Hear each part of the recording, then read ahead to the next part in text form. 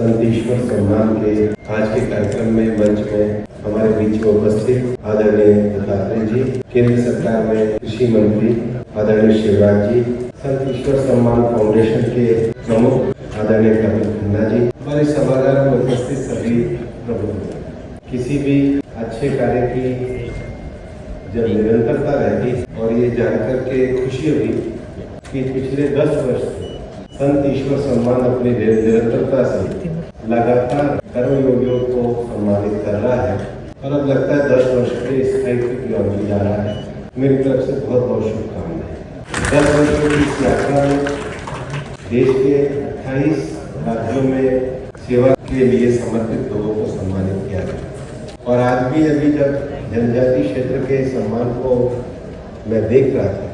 तो जो बुनियादी समस्याएं हैं, चाहे उड़ीसा के कोरापुट जिलों में एक किसी समाज को अधिकार देने का विषय हो और फिर चाहे तापी और डांग जिले में जनजातीय समाज की सेवा का विषय हो या बुंदेलखंड इलाके में महोबा में हमारी बहन के द्वारा जल संरक्षण का कार्य किया गया है। इन सेवा योगियों द्वारा जो अहिर्निश सेवा का जो संकल्प किया गया है उसको सम्मान देकर के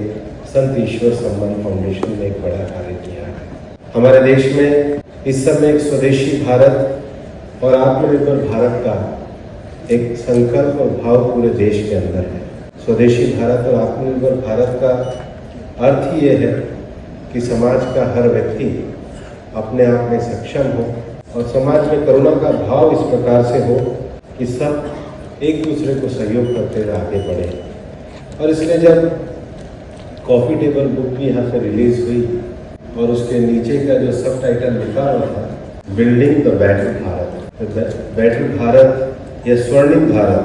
आत्मनिर्भर भारत और स्वदेशी भारत की बुनियाद तभी होगी जब सच्चे मन से काम करने वाले जो सेवा के लोग हैं, जो अहिर्निश भाव से सेवा करते हैं, उनका हम सम्मान करें। ये सम्मान केवल उनका गौरव नहीं है,